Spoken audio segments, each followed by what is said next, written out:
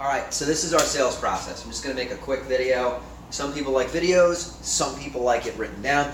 All this stuff is available to you in the Evernote sales manual. It might now be on Google Drive, it might not be in Podio, but somewhere there's a big old written thing of our sales process, and you can use that or pay attention to it. Sorry, I just saw a bug on my window. So anyway, folks, so here's our sales process. The first thing, you are going on a pre-qualified appointment. It is pre-qualified for debt.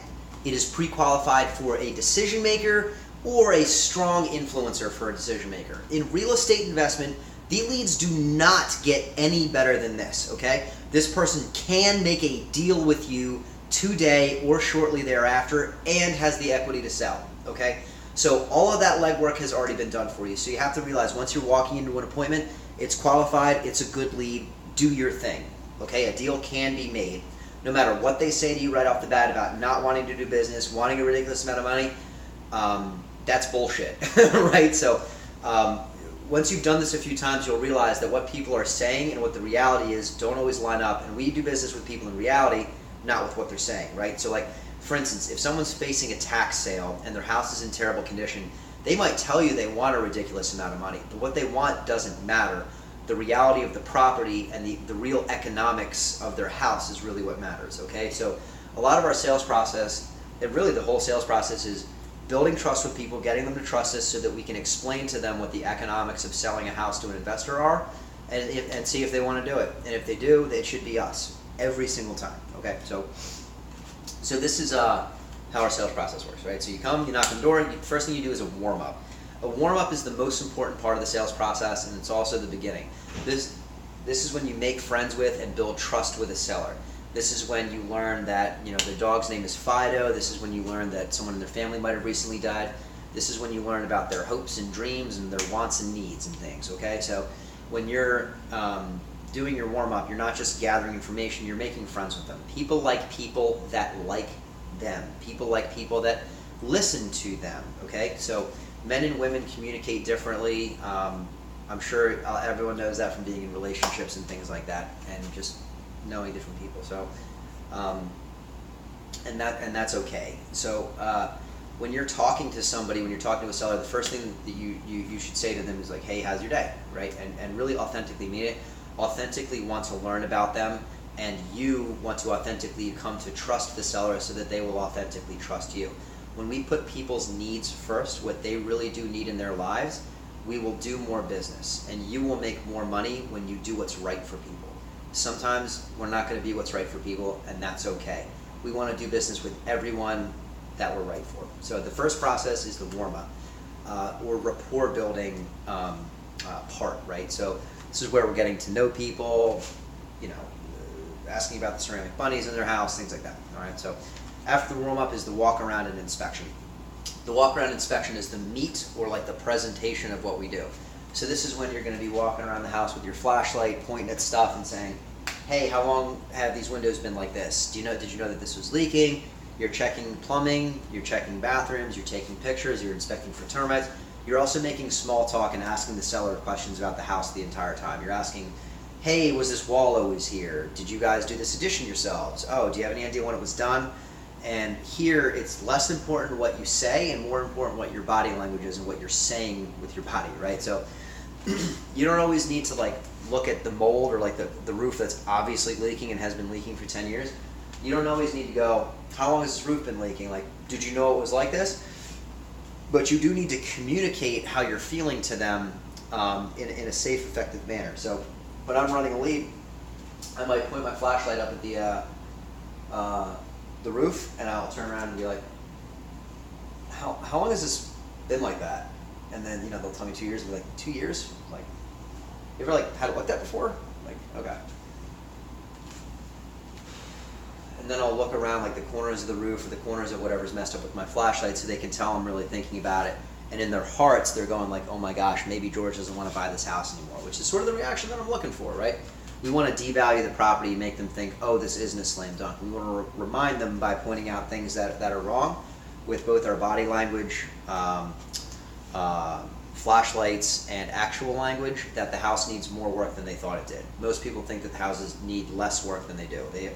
Most homeowners will think that all you need to do is do the kitchen, the bathrooms, it'll be 20 grand, and you can flip a 3,000 square foot property with 20 G's. In reality, it's like 80 to 100, right? So depending on the neighborhood and other factors. But we want to like help people get to know that and help people learn that and like really just serve people, right? So walk around inspection, that's when you're doing that.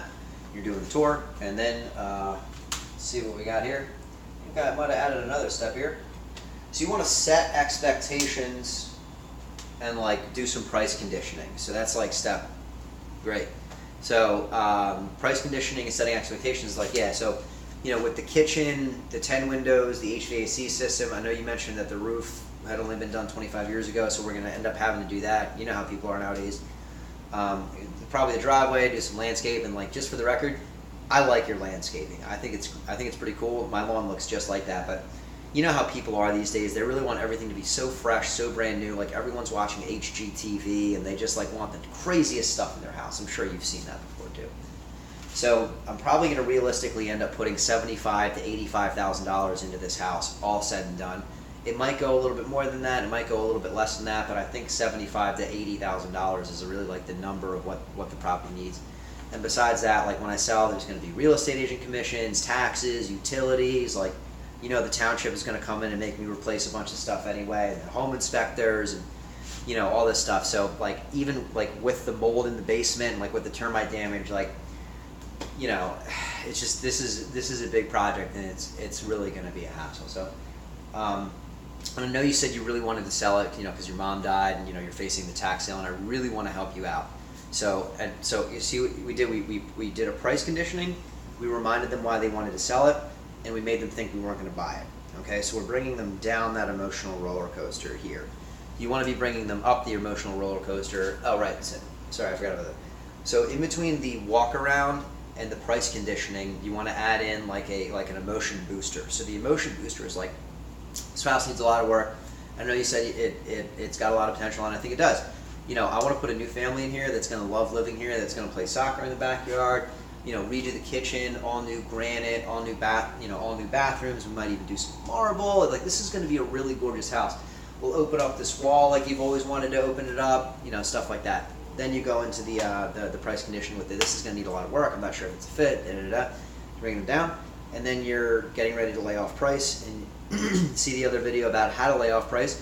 But as soon as you're done price conditioning, you're reminding them of all the benefits of going with us. So you're coming back up the roller coaster, and you're hitting them with a number. All right.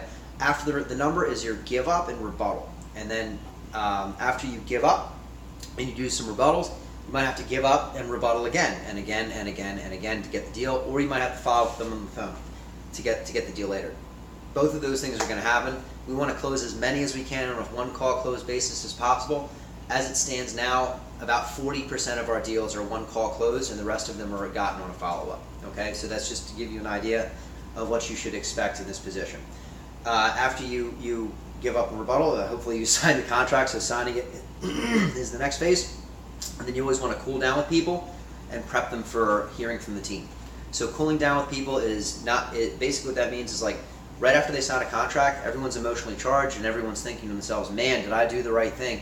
So if you just skedaddle out of their house, like, they're going to be pissed. They might try to cancel. They might cause problems for you. We don't want to deal with any of that, so we want to cool down with them.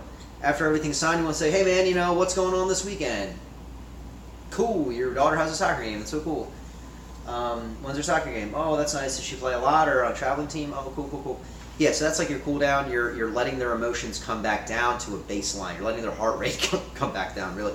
So, and then you're saying, hey, you know, you're reiterating, we're going to handle everything. You're going to get your money. We're going to do everything for you. If you have any questions, don't hesitate to give me a call. And just so you know, you're going to hear from Kayla and Tim.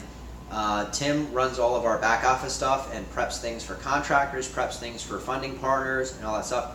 Kayla handles our transactions. So Kayla, if we need to get a mortgage payoff and we need to get some documents, Kayla will be in contact with you for that and to schedule your settlement. Tim will be in contact to go through the house like we talked about with the lockbox and you know, just kind of do our thing on that note. At this point, by the way, we would have already talked about the lockbox because that will be covered during this signing a contract portion of the process. But that's the cool down and the prepping for the team. You want to make sure you're handing them all of their prep paperwork, going over it, collecting any and all documents that they might have. So you want to collect power of attorney, you want to collect their estate documents, you want to collect any kind of mortgage stuff that they might have, any documents that you can think of that they have with them right then that might be able to be used in the title process, get them. It will shorten the time it takes to get you paid and get that transaction closed. So let's do our best to help the team members behind us and the people that are coming through that transaction and through that deal after you. So that's our sales process. I'm George Beatty. Let me know if you have any questions.